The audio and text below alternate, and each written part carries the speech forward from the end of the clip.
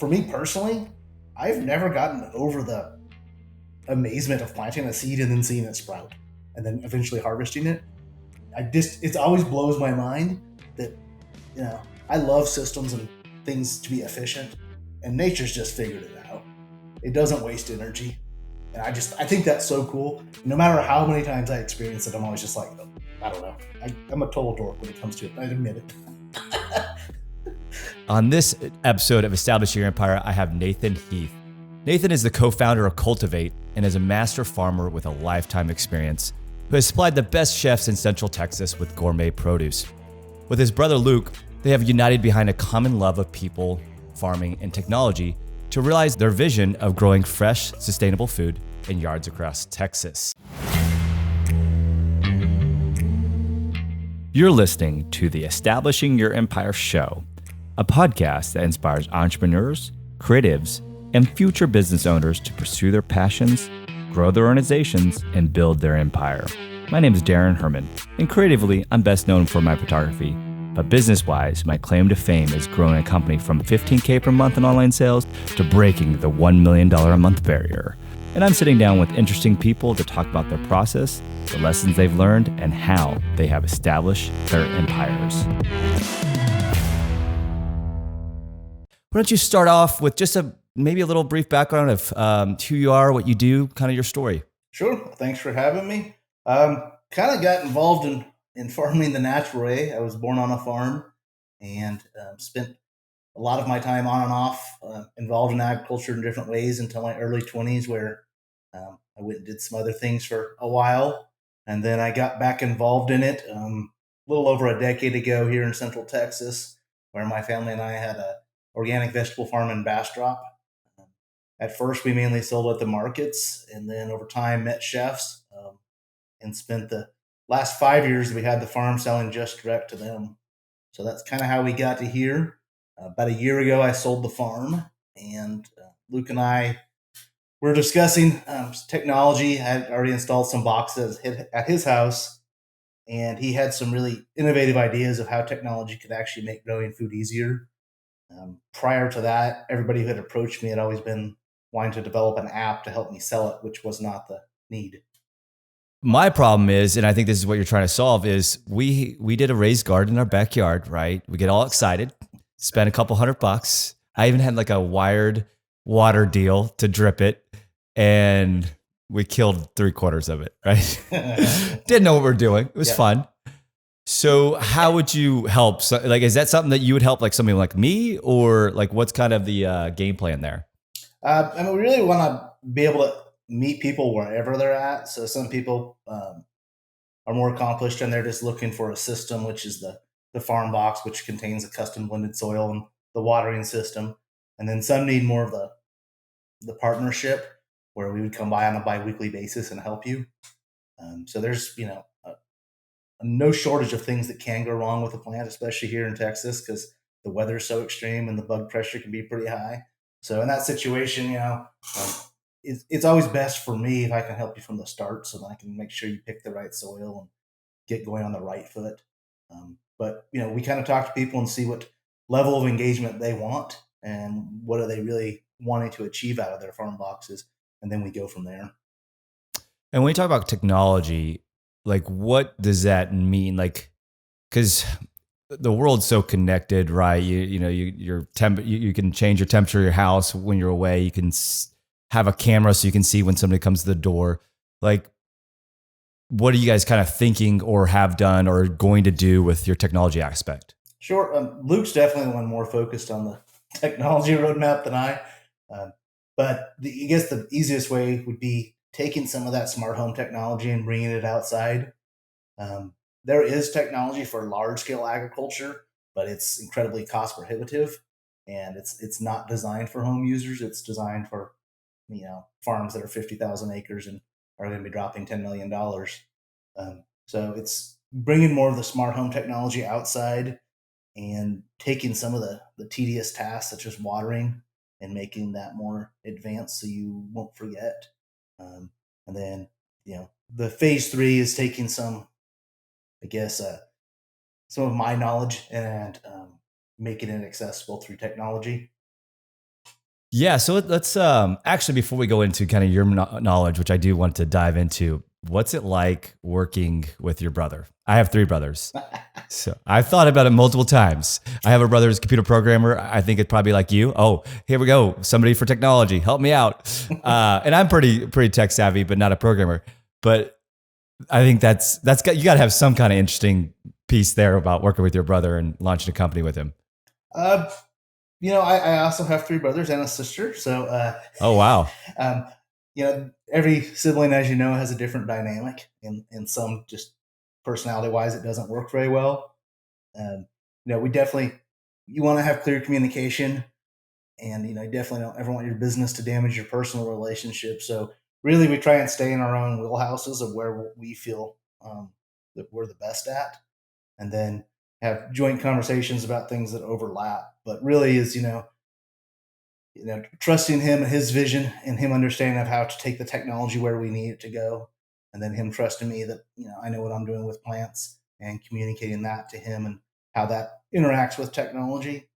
Um, I've been involved in family businesses before, so it does present its own unique challenges, but it's also rewarding in its own unique way.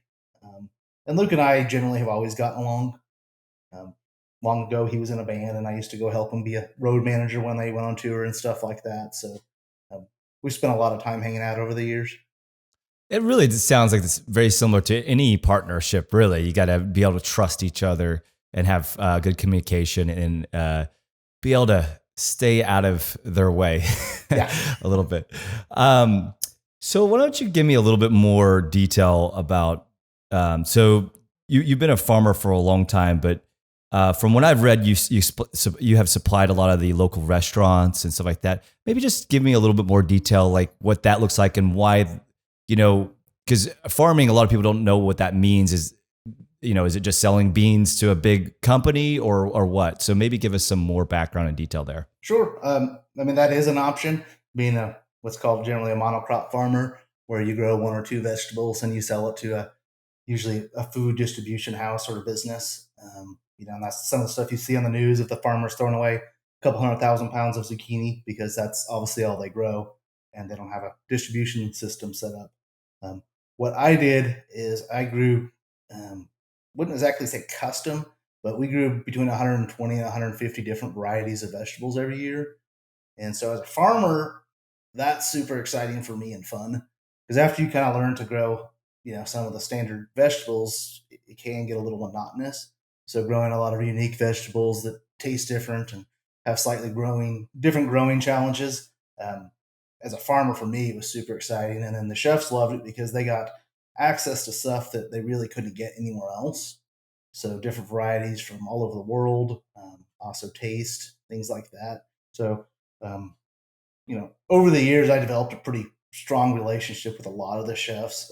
I treated it very, very much like you should, that it's a business. So I use technology. I use text and email. And, obviously that's not super tech savvy, but in the farming world, it is.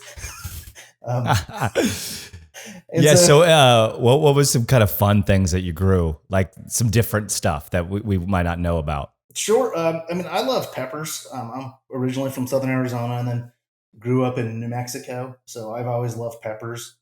So I love growing lots of the different varieties. They started developing some that were like a heatless habanero. So it sort of, you bite it and you think it's going to be super hot and kill you like a habanero, but then no heat ever comes, and it kind of has this fruity aftertaste. There's another one called an ají amarillo that is a tiny little yellow pepper, and at first it has this lemony flavor, and then a tremendous heat hits you, which you don't forget. Um, so those are some I love. I also love potatoes. I just always have. In Texas, we can't grow. There's thousands of varieties of potatoes, um, but we can't grow all of them. But we can grow quite a few, and probably my favorite would be the German butterball. It tastes like a potato that you've already coated in butter, but doesn't have any on it. I was gonna say that already sounds good, like Yeah, just the name of it. yeah. I, I There's love, I just love, we always joked around. We look at the seed catalogs that we called it farmer porn, because there's just tremendous amount of seeds, and uh, as someone who is obsessed with growing things, that's the exciting thing for me. So let's talk about seeds for a second, because you read of all these articles, and oh, by the way, I'm from Kansas, so I grew up in the country. A couple acres in front of me before a town of 200 people, Yeah. and 99 acres behind me. Right? We didn't own all that; we only owned an acre, but everyone else around us owned a bunch. But so you read a lot about seeds and how they're controlled and all that. Was that the case? Did you have a good experience with that? Like, tell us a little bit more about that world. I mean, unfortunately, a lot of the stuff you hear and read is sort of sensationalized. Now, I never grew GMO seeds, but the reality to get access to them is you have to sign legal documents because it's controlled property. So you're not going to just stumble across them at Home Depot. Um, is there less and less varieties? Yes, but that's due to crops being grown for shippability and durability. And so there is a resurgence of heirloom crops and different things like that. Um, from a commercial perspective, as a farmer, there's always that way like, can I grow this crop? And yes, maybe it tastes 25% better, but it yields at half. And so then you have to be able to have that conversation for me to be with the chefs and express, for me to grow this crop, yes, it does have this different taste, but you're going to have to pay this much more. Otherwise, it's not sustainable for me to grow it. And, and sometimes it doesn't make sense to actually grow the crop.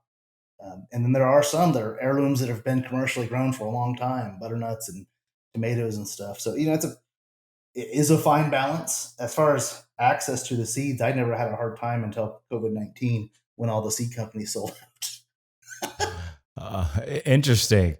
Well, let's dive into COVID then. Like, so what is this? Is this how you guys came up with this idea? Like, and how has COVID affected your life?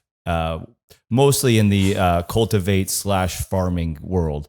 It is how Luke and I started working together. I had kind of been doing it since I closed the farm because I just can't really stop growing things.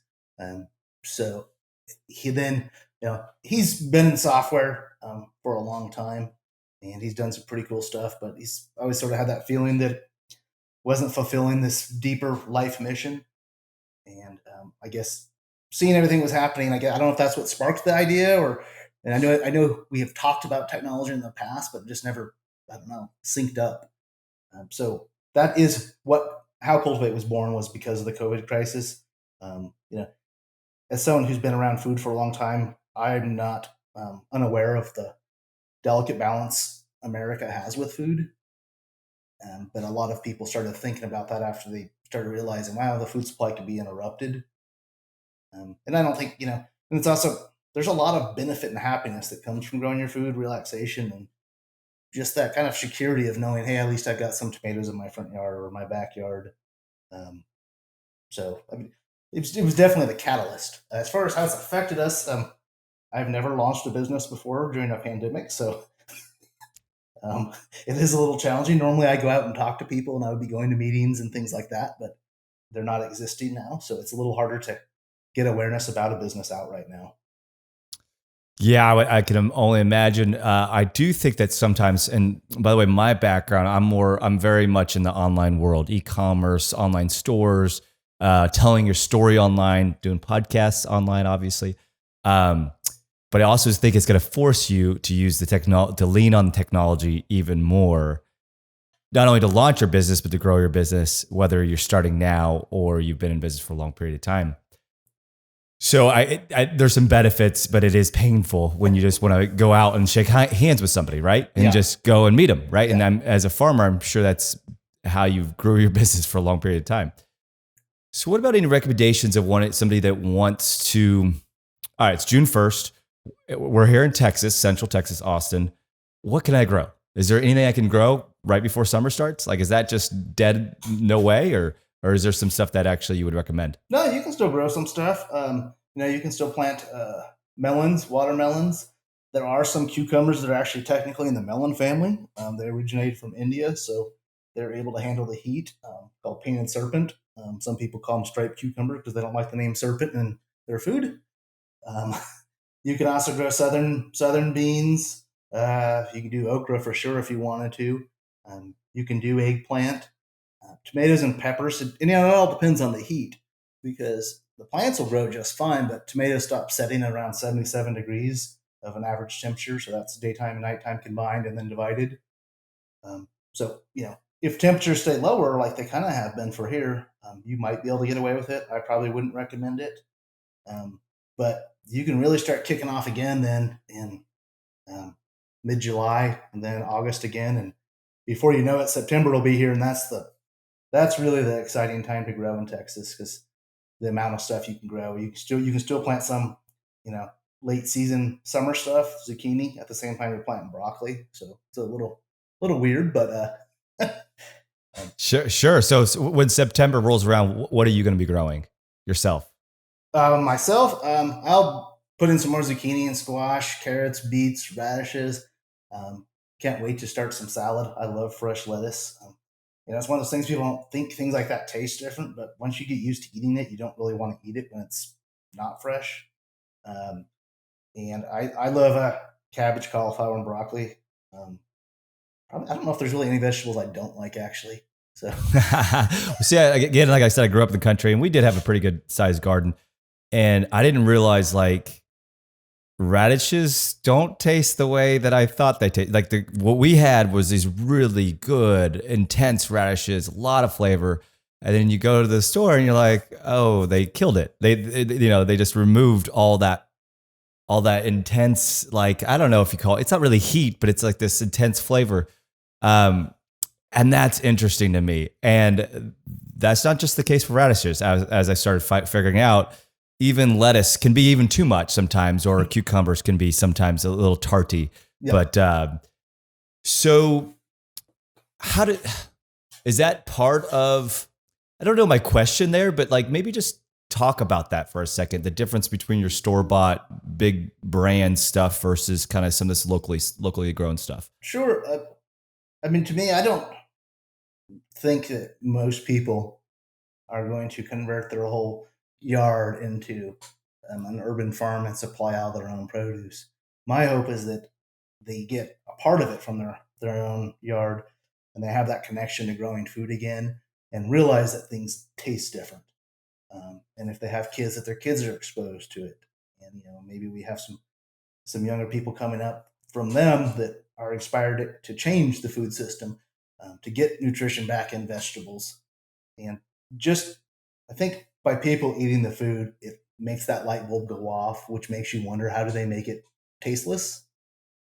And does that mean that, they continue to buy the rest of their food from local farms? Yeah, that would be ideal and great. But I'm kind of a pragmatic person, and convenience of the grocery stores is just really hard to beat.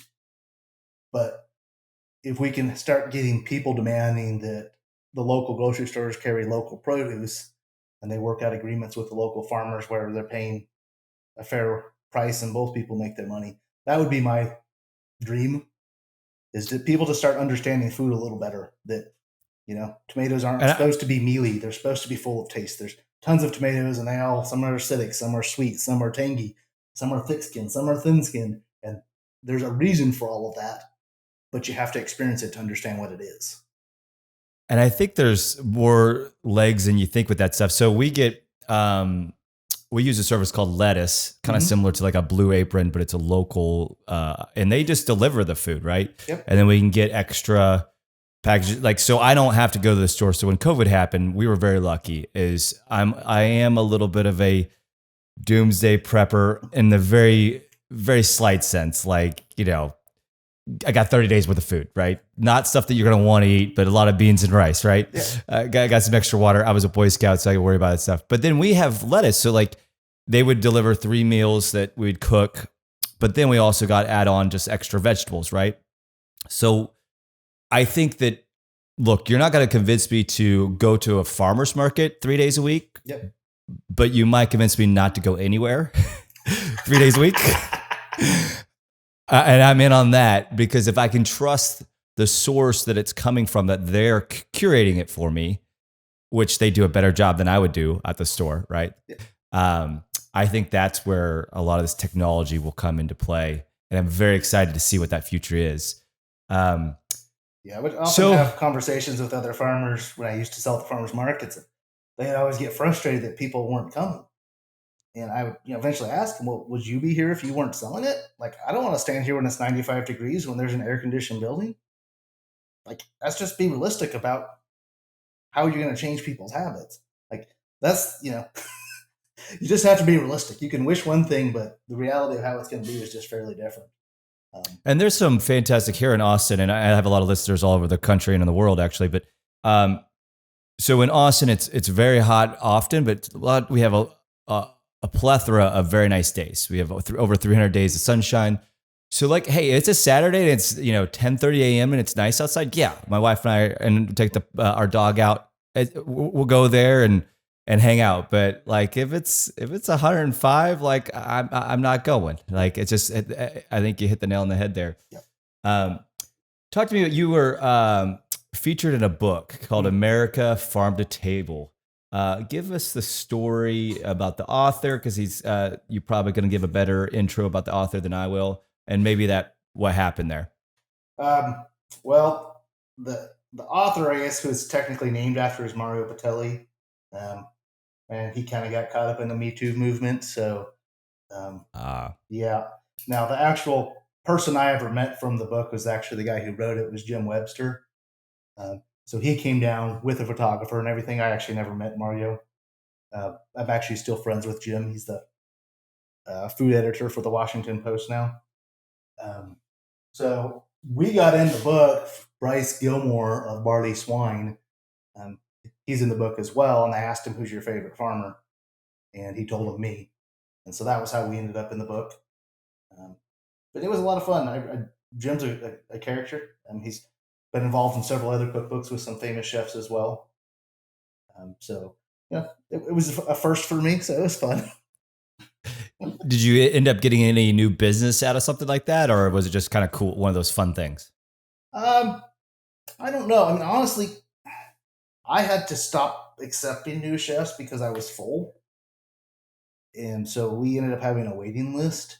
It's a tough problem to have. It's a very tough problem to have. As a business person, it's a little frustrating because I had a hard time finding the labor I needed, and that's a common problem in farming.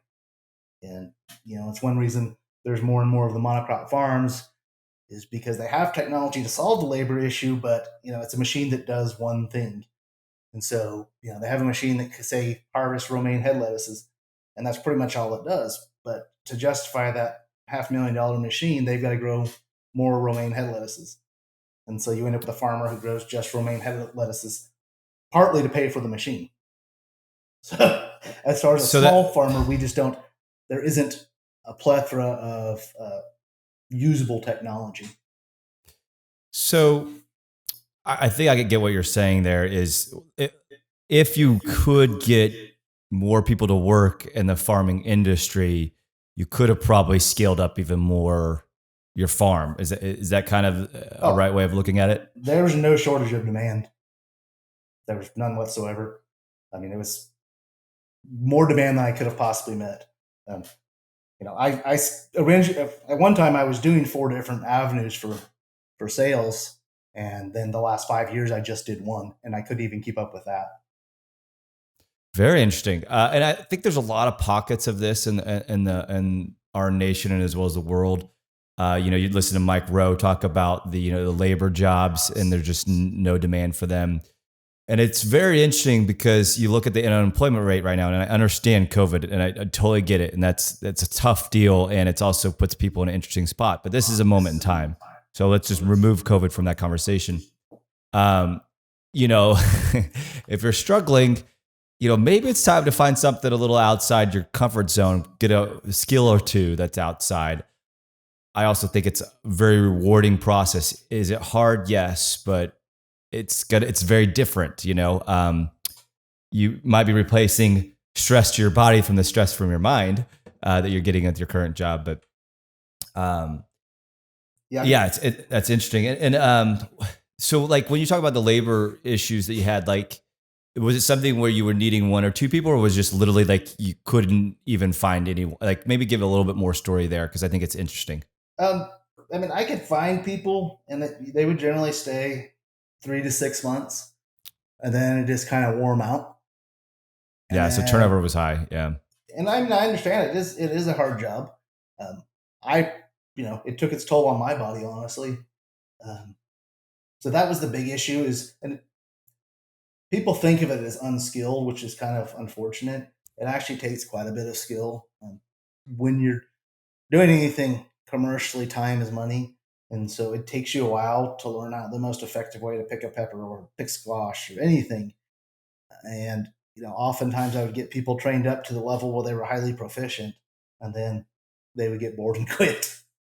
So, that happens in a lot of jobs. So yeah, tell me about, maybe define what a farm box is for people who don't know. And my guess is like a 4 foot by 8 foot type of, kind of like the raised garden we have in the backyard, and like what you suggest or what you think those should, maybe give us just a little bit of overview of what a farm box is and your description of it. sure. You pretty much hit it on the head. It's a 4x8 box.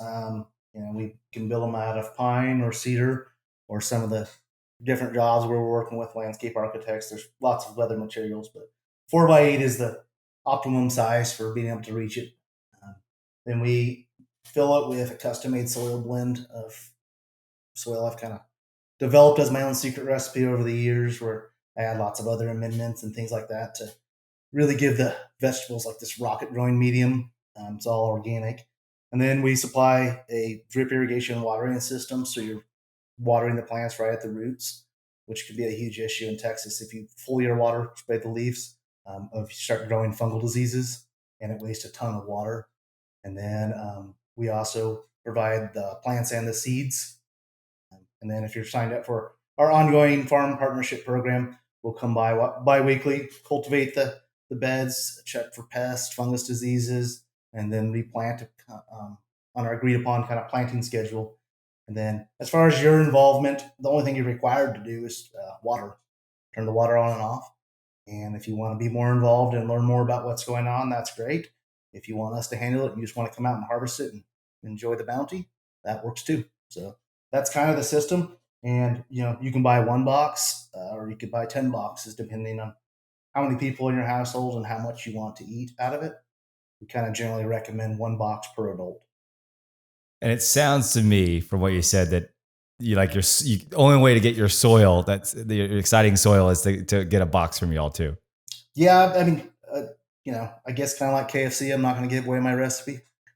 I like it. That's super fun. And I think this might be an obvious question, but I'm going to ask anyway. So why do the box as opposed to just like going in the ground, right? Like, why do I need this? Well, in Austin, we are blessed to have a tremendous amount of soil types, and some where there's a 1/4 inch of topsoil followed by limestone rock. Some where it's just black gumbo clay, and it's all over the place. So really, the only option is to go up for any sort of a system. Obviously, commercial farming, you're generally still doing it in the dirt, but agricultural land is getting harder and harder to come by, and it's not generally in suburbs. Yeah, just to add a point to what you're saying, because I already knew the answer, obviously, but I like to ask questions. So I'm from Kansas, like I said, and it's funny how much I'm bringing this up, but we used to, you could till the garden, you could do a bunch, you could drill, you could use a hoe, you can get really fat, you can do a lot real quick. So this is 2 years ago or so, 3 years ago, before Tom Petty passed away, we had tickets to this concert, and I had about an hour before we needed to leave, 45 minutes. I was like, oh, I'm going to do this raised garden in no time. Like, yeah, you just got to go down like 6 inches, 4 inches, whatever it is.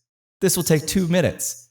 And no, it was like rocks I was sprinting along the lines of to get it done in like 50 minutes. Took a super fast shower to leave. I couldn't get anywhere. And I was just like, all I had to do is shovel down like a couple inches. Like, this should be so easy, but nothing would grow in that without the raised bed. I can guarantee you that is not the fertile ground of middle of Kansas. I can tell you that much. Yeah, my brother wanted to install a fire pit at his place, and he spent the whole weekend pickaxing, and he ended up with like an 8-inch divot. And so when he decided he wanted to grow some food, it was the same type of thing. It's like, yeah, we got to go up. And in the boxes you get about 11 inches of soil, which is enough to really, you know, provide plants a really good place to grow. So Yeah. So, what about any myths to the farming world that you kind of hear often? And it could be farming or any world that you're in, just kind of anything that you hear that you're just like, that's not at all how it is. oh well, un- it's a myth that unfortunately has often become true, and I don't know exactly how it happened, but that you have to be poor to be a farmer. That there's Ah, this like yeah. trade off between income and the love of farming. And as a farmer and a businessman, it was something that offended me at a very, very deep level. I've been in business for myself pretty much my whole life. I started selling tomatoes when I was 9, and I just don't have that personality that I'm going to walk around with my hand out. And I feel like there's most problems you can figure out. We got hit by Harvey horrible. It probably hit us for $50,000, and yeah, that happens a whole bunch of times in a row. It's going to put the nail in the coffin. But it's the same as like any bad business thing that happens. So that was the one that offended me the most, and I don't really know why it started because most farmers, particularly larger scale ones, are some pretty determined folks that don't easily ask for help, and you know, so I don't really know where that one got started. That's probably my biggest one actually, and the other one about No, GMO seeds that it's like somehow they're hiding, like waiting to jump in your garden. I mean, Monsanto, or now it's Bayer Chemical, controls that. They've spent a lot of money perfecting those seeds to do what they want them to do, and it's their trade secrets. They don't want to just give them out. Um, so I don't know why that got spread as something to go against GMO seeds to convince people that they're hiding in every pocket and going to jump in your garden. You know, the debate if they're good or not is for a different time, I suppose. But I don't think it really helps the situation when everybody's worried about everything being GMO. well, the GMO, I always love to point out, look at a banana from 100 years ago to the banana you eat now. And there's your best GMO. Now I get it. There's a balance. There's balance in life. There has to be a balance. You can't go too far one way or the other. But I guarantee you're not eating that banana that with full of seeds and way different than it is nowadays. So, Yeah, this is like say cotton. I used to live up by Lubbock, which is a big cotton country in North Texas, and the farmers there used to say they're in cotton seeds, and over the years they've transitioned to GMO cotton because it's Roundup ready. They can defoliate it, et cetera, et cetera. But when they first introduced it, it was like $50 for a 50-pound bag, and every decade they just keep adding another 50 or $100, and now it's like $350, and the price of cotton has hardly gone up. So that's where oh, I see the downside, that the farmers really get hurt. Is that intentional? Probably. I mean, it's controlling the market. yeah. So So why don't you walk me through like a normal day in your life? You don't have to do it like so much. It could be the COVID day, but or maybe when you were a farmer, whatever is kind of fun and interesting. Like, is it something like where you're waking up 4 in the morning type of thing, or like, walk me through that. uh, you know, when I was farming, that was much more the case. So I do admit that I don't have that schedule anymore because most people don't want you in their backyard at 6:30. It's a little creepy. So that is an upside actually, because I am not a morning person by nature. So generally now, it depends if we usually install. We have to plan the boxes out several weeks because I actually grow the plants, because it's very important to me that we have the right varieties. So say if you're going to have a box installed, it's got to be 4 weeks from now so I can grow all the plants out. So, some days we might have an install. Someday I'm going to people's houses doing a site consult, making sure they have enough sun, it's level enough, different things like that. So anytime you're a business owner, there's always lots of different stuff, especially as you're starting because you're wearing all the hats. Um, Sure. as far as And a then, normal day in the life of a farmer, probably one that maybe people that go to farmers markets but they don't think about is, so I would get up about 4:30. The farmers market starts at 9, I believe. So we would have to load up all the produce because they were all in walk-in coolers, and you can't just leave them in your vehicles overnight. That doesn't work. So we would load up 2,000 pounds of produce. drive it to the market, set up the tent, set up the tables, unload it all, display it, then be there until 2 o'clock. So it was 10 to 2. Yeah, 10 to 2. But some people got there earlier, or 9 to 1. One through. It was 4 hours long. So after the end of it, we carry everything, load up any stuff we didn't sell, take it all back home. And by the time you get back to the farm and unload it, it's 5 o'clock. And it's a very long day. And it's a lot of work. And a lot of people, if the farmers are counting on you to be a customer, you kind of need to make that commitment because they're going to pick the stuff and it can't go back on the plant. So it's something that I think people don't often think about. Oh, well, I'm not going to go today. I'll go next week. And it's like, well, it won't be there next week. That's gone. So, So what would happen? Say you sold half of what you brought to the farmers market. What happens to the other half? Well, that was a bigger problem when we first started. That was our food for the next week. And we had animals and stuff, or we'd give to people in our community in need and stuff. I mean, the food bank in Bastrop, we actually gave them so much food they asked us to stop. 1 week we gave them it was when we had a whole bunch of chickens, and it was something crazy like 100 dozen eggs, and they just didn't have room to store them. So yeah, it makes sense. They were a pretty small food bank and weren't equipped to handle it. So when we would show up with like 200 pounds of cucumbers, yeah, what are you gonna do? They would kind of want like a mixed selection. I was like, well, that's not generally how it works here. So, but as you get better and over time, and it's one of those things, it's important to keep track of data. So I could look at my records and we would know this is what we sold on average. We kept track of all of that because there was no point for me to load up a whole bunch of stuff or pick it that I knew wasn't going to sell. So, we always tried to have just like 1 or 2 of everything left because then we know we didn't reach market saturation. And if, we had 10 of something left, well, we certainly didn't pick that much next week. And sometimes there's fluctuations in weather and all of that. But there's one reason that actually working with the chefs was a lot better for me because there's predictability. And all restaurants have seasonality too. But over years of working with the same chefs, you kind of learn their seasonality. And so you can kind of pair with them. So, there's a lot of variables in farming. Yeah. Well, it's very similar to other businesses. You got to have your inventory management.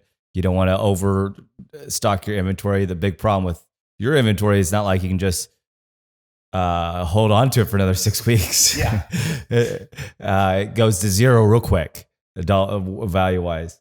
Yeah, I always, it's very much like owning most small businesses, and I have owned some different avenues actually. The only difference is you're growing, making the widget, and it's outside. But besides that, it's the same type of things. You got to know your cogs and all of that. And I talk to farmers, and they don't even understand basic business terms. It's just, I think that's where the poor farmer thing comes in. Sure, that makes sense too. So, with Cultivate, what's kind of the give me more the 3-5 year plan? I mean, is that something that you want to expand outside of the Austin, Texas area to like nationwide, or is it, or do you just want to kind of, just whatever it is, what's kind of the longer term plan? The dream is definitely to expand it as far as possible. I would love to help, everybody that I could possibly reach grow food however I can. Again, I don't think we're going to be replacing the vegetable needs 100%. But if we had an impact of 5 or 10%, I would be incredibly pleased with my life for that. So that's one thing with the technology that will allow us to do is to expand more, because everybody won't have to be trained by me. We'll have technology to do that.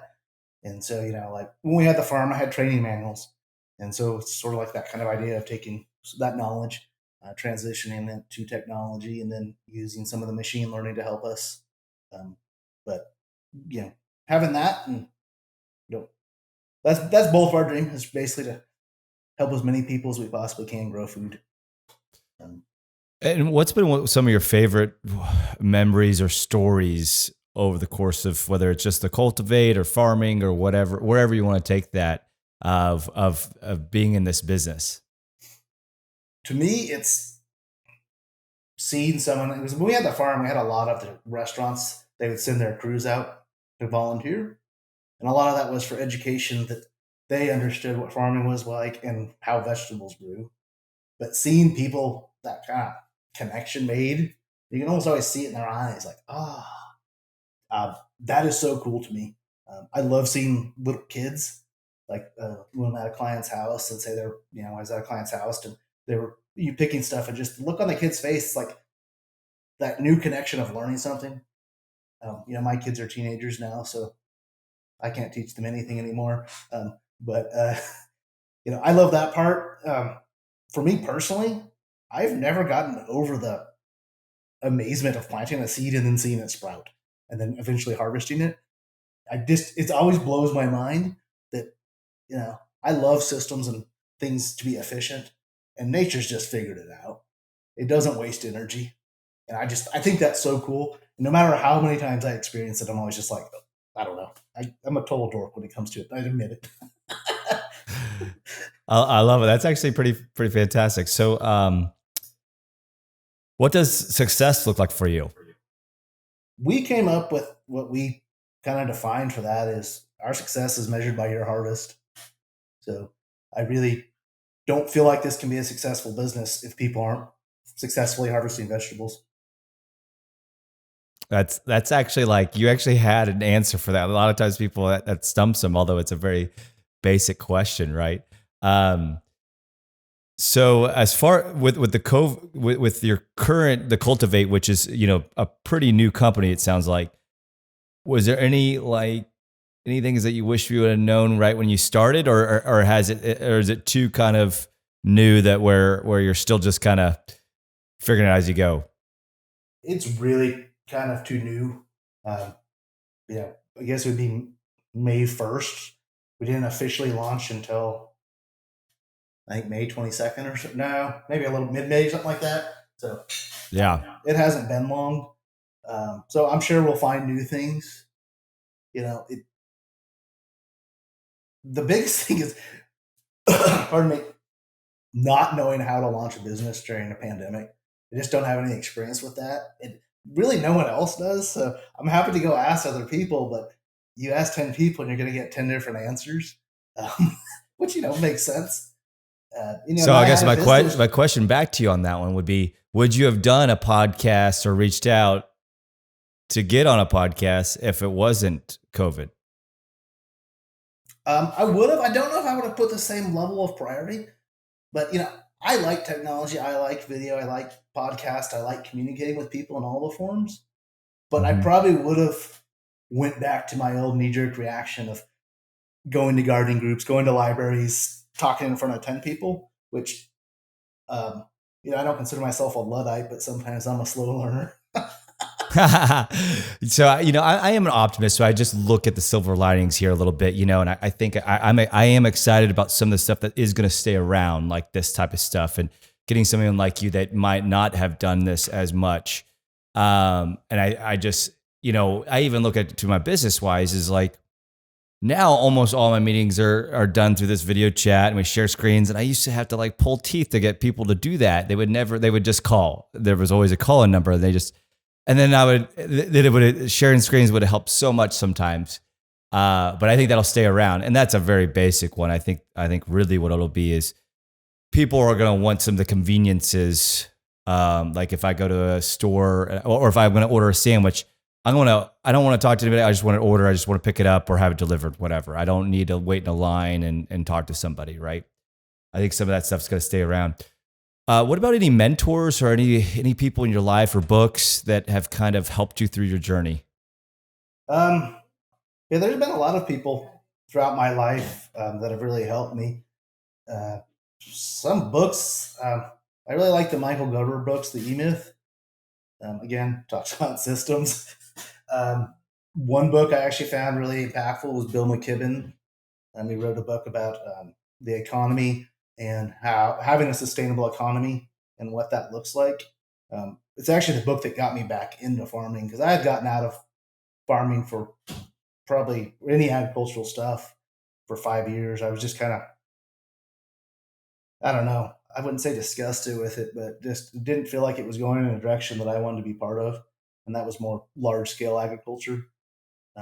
So and that's A New Economy, I think it's called, by Bill McKibben. Um, and I've been lucky to have a lot of really smart people around me. Um, sometimes, so I can't really name one person. You know, I've just I've had a lot of friends throughout my life that own their own businesses, and I like to have friends that are totally different businesses. Like I haven't initially been friends with a lot of farmers because you hang out with farmers and that's all they talk about. Which I love Yeah. farming, but sometimes I want to talk about something different. Um, so and everybody has different ideas, and it's one thing I really love about working with Luke is because he is so much on like he loves Slack and all that. He'll send me Slack calls randomly, and I'm like, who's calling my computer? Um, but it forces me to realize, wow, there's some really useful technology here. Oh, that's so funny. And part of the hiccup is that out where we had the farm, we had satellite. We did not have fast enough internet to even live to stream Netflix. And so I'd gotten used to being out of the loop, which, was frustrating even out there. So, I think as far as country, that is something we need to fix. We need to get rural high speed internet everywhere because you're leaving a huge segment of the American population behind the technology boom. Yeah, and the internet's the ultimate it levels the playing field, and to me that is so important. And education will lift somebody out of poverty faster than anything, in any program. And with the internet, there's a lot of self education that can happen. And if you do not have fast internet, I tell you what, I learned more from YouTube than probably anything. Right? Probably more than actually not probably more than college. So that is something that I'm very passionate about, is to get high speed internet to everyone. And I mean everyone, not just US. To me, everyone should have that. And I've read of countries like doing it or companies already working on in other countries, like the high speed internet balloons and stuff. Yeah. Oh yeah. That's definitely a thing. Yeah. And that's just one idea. There's going to be a lot of different, do we need a permanent structure to get this? And then technology will also help. Unfortunately, with the way that our technology profile is happening with internet, is the faster the speed, the lower the shorter it reaches. So that's actually kind of backwards in helping that. But I think we're in a moment in time here of this stuff. I think this will change. What about any regrets with along your journey? Ooh, not really. I mean, I've lived a pretty interesting life. You know, Probably a lot more regrets when I was younger, but we don't need to talk about the wild days. Uh, you know, I really don't because I feel like I've learned something from everything. It was really hard when we had to sell the farm, and that was due to some health issues I had, partly from just abusing my body and not treating it correctly and just working, 78 hours a week for a decade. That way doesn't your body eventually says no. So I regret not treating my body with a little more respect, but I think it led me here because I never would have had the time to do this and run a farm, and so I can't really regret that because then I wouldn't be here, and I feel like this is where I'm supposed to be. And so I guess I always, sometimes it's hard, and I was, very emotionally connected to my farm, and it was a sad experience for me. And it was hard for my kids. That's where they're pretty much raised. Um, but like you say, if you look for the silver lining, you can often find it. So I could have chose to be sad and bitter about it, or look for something else to present itself. Um, would I ever preferred it not be a global pandemic? Yes, but it happened, and so we're going to try and do something that'll help people and maybe do a shift. And who knows where it'll be in 6 months or a year. I try not to have too much control over things because it doesn't seem to matter anyway. Speaking of those wild times, any advice you'd give your 16-year-old self? Oh, don't break so many bones. They do come back to get you. Yeah, I mean, I had a lot of fun, but I definitely believed in living to the fullest, and didn't really worry about the aftermaths too much. I could attest to that as well. And kind of this is my last question. I asked everyone this question is, how would you like to be remembered? I would like to be remembered as someone who gave more than he took. Well, I love it. Well, Nathan, it was a super pleasure to have you on the Establishing Your Empire podcast. I really appreciate your time, and I'm really excited to see what Cultivate, where it goes, and hopefully we could get more small farms, locally grown produce, kind of have more people experience it, right? Yes, sir. Thank you for having me on. I appreciate it. All right, cheers.